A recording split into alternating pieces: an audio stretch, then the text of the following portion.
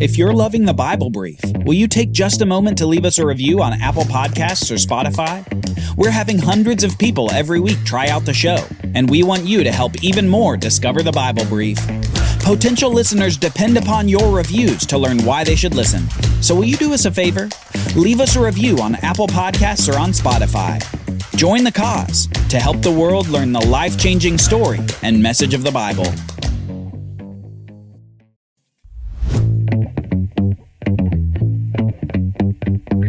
Athaliah rises to the throne in Judah, while a little boy lingers in the temple of God. Wickedness reigns, but God still has his man. On the Bible Brief. Pick up your Bible and read along with us today. Learning happens better with a Bible in your hand.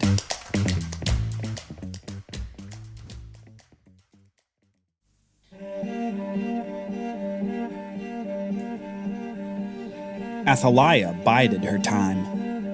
Years ago, she was given by her father Ahab to marry the son of the king of Judah. It was the first marriage of its kind between the two kingdoms, and Athaliah would use it to her advantage. When her father-in-law Jehoshaphat died, her influence expanded, and she was able to twist the kingdom to be more like the place where she'd grown up. Judah began to become like Israel had been under her father Ahab and mother Jezebel.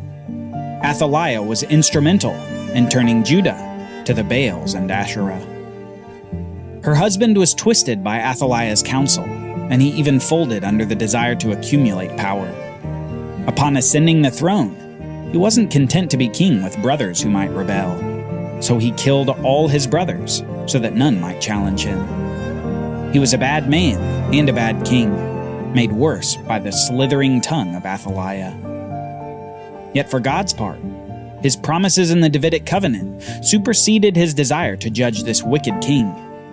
We read that the Lord was not willing to destroy the house of David because of the covenant that he had made with David, and since he had promised to give a lamp to him and his sons forever. Athaliah's husband was an awful ruler and lost much of the land that Judah had consolidated under prior kings. They rejected Yahweh in favor of all the corrupt practices from their neighbors to the north. And the king's wicked rule was even addressed by the prophet Elijah before he was taken to heaven. We read this in 2 Chronicles, chapter 21, starting in verse 12. And a letter came to him from Elijah the prophet, saying, Thus says Yahweh, the God of David your father, because you have not walked in the ways of Jehoshaphat your father, or in the ways of Asa, king of Judah, but have walked in the ways of the kings of Israel, and have enticed Judah and the inhabitants of Jerusalem into whoredom, as the house of Ahab led Israel into whoredom. And also you have killed your brothers of your father's house, who were better than you. Behold, Yahweh will bring a great plague on your people, your children, your wives, and all your possessions.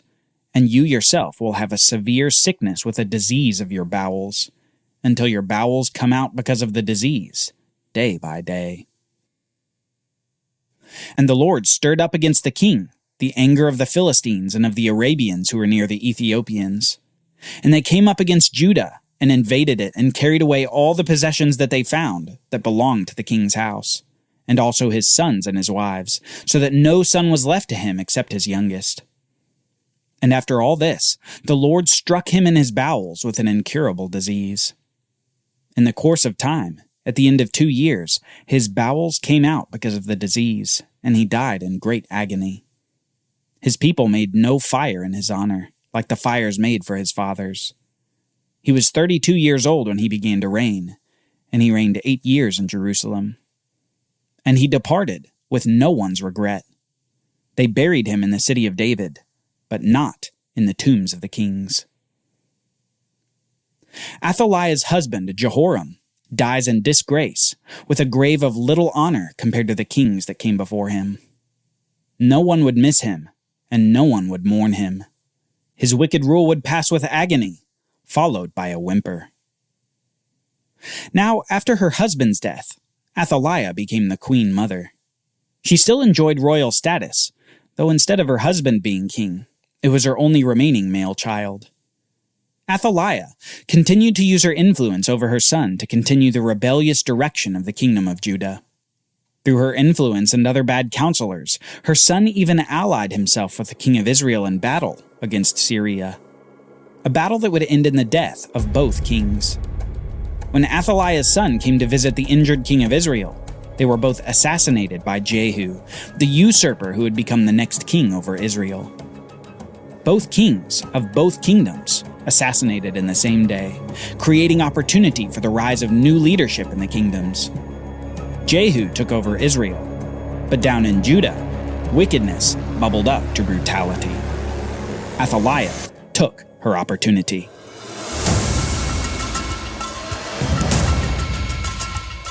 Athaliah must have been one of the first in Jerusalem to hear that her son the king was dead.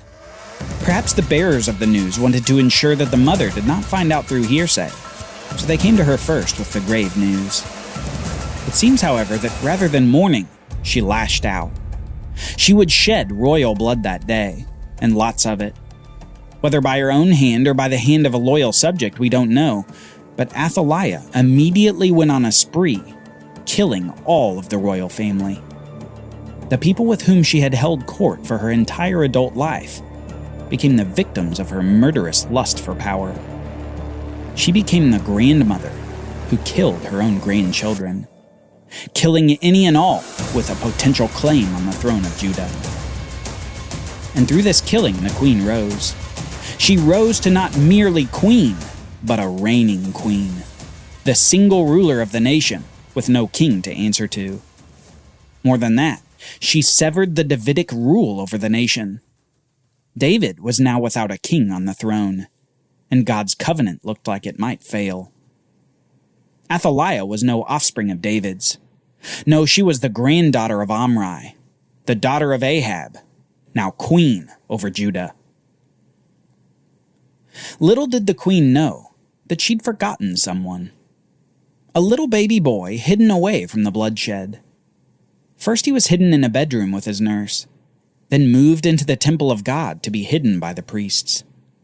And there in the temple, the boy grew, year by year, as he was hidden from his brutal grandmother. You can only imagine these years for the people of Jerusalem and Judah. It had only been about 10 years since the reign of the good King Jehoshaphat ended. Most people in the little kingdom remembered the amazing success of the God-honoring kingship.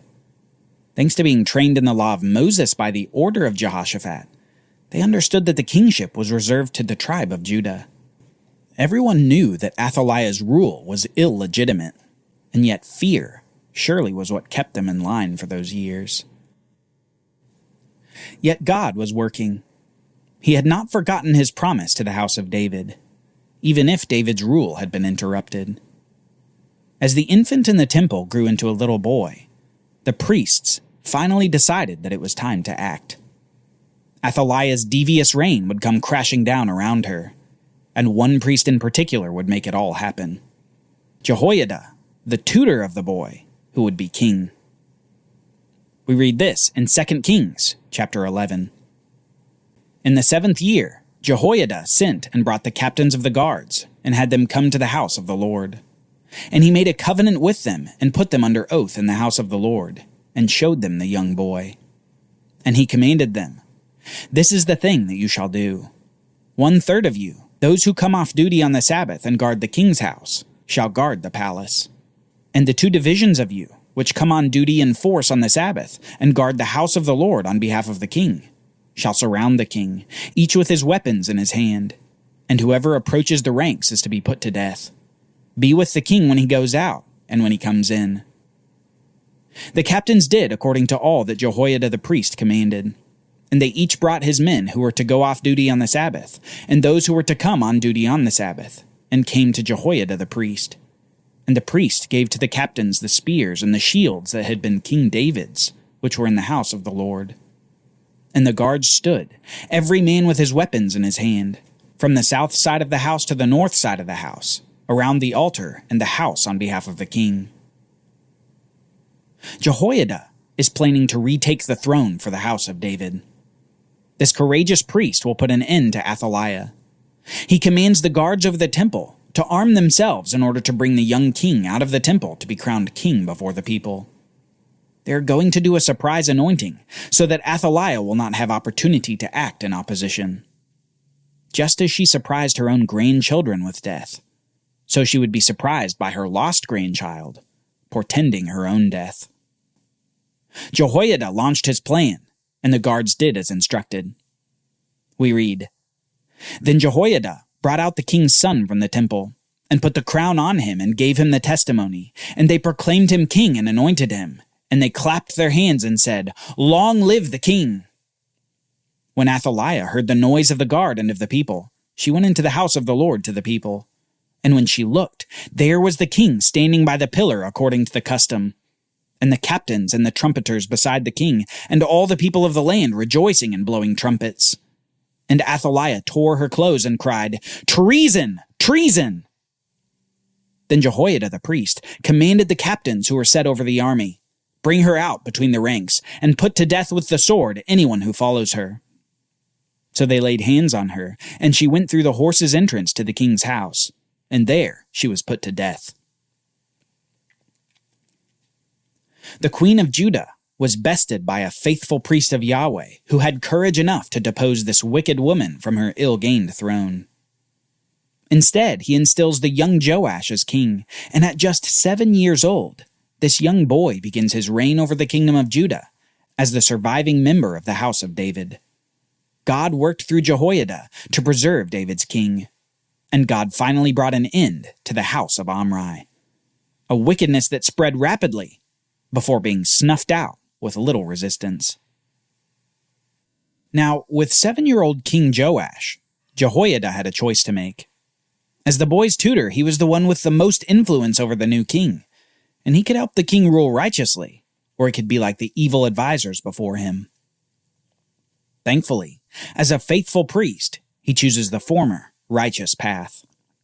We read this in 2 Chronicles chapter 23, starting in verse 16. "And Jehoiada made a covenant between himself and all the people and the king that they should be the Lord's people. Then all the people went to the house of Baal and tore it down. His altars and his images they broke in pieces, and they killed Mattan, the priest of Baal, before the altars. And Jehoiada posted watchmen for the house of the Lord under the direction of the Levitical priests and the Levites whom David had organized to be in charge of the house of the Lord, to offer burnt offerings to the Lord, as it is written in the law of Moses, with rejoicing and with singing, according to the order of David. He stationed the gatekeepers at the gates of the house of the Lord, so that no one should enter who is in any way unclean. And he took the captains, the nobles, the governors of the people, and all the people of the land, and they brought the king down from the house of the Lord, marching through the upper gate to the king's house. And they set the king on the royal throne. So all the people of the land rejoiced, and the city was quiet after Athaliah had been put to death with the sword." God's promises can appear defeated. They can appear so far from fulfillment as to be forgotten. Evil may seem so rampant that it overwhelms, and wickedness so pervasive that it threatens all we hold dear. But take a page from the scriptures and take hope. Even in the worst moments, God has his men and women. A woman to take a young child to safety in the temple. A priest to raise the young boy. A soldier to protect the king during coronation. His promises may appear defeated, but his work isn't done. He's using everything around us to accomplish his purposes, and he's using us. You may be the woman who saves the baby. You may be the man who raises up the child. You may be the soldier to protect the innocent. In any case, God is using you. And if you're a believer, he's using you for his most important work. The work of spreading his kingdom message to a world gone astray. Our news is nothing less than heralding the coming king. There's still a man from David's line, now in heaven for a time, awaiting his return when he will rule over every land as king.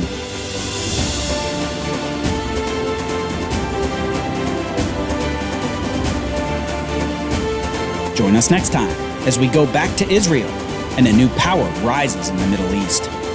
The kingdoms have suffered an earthquake, But soon, they'll suffer even worse. The Bible Brief is brought to you by the Bible Literacy Foundation, dedicated to helping people like you learn the Bible.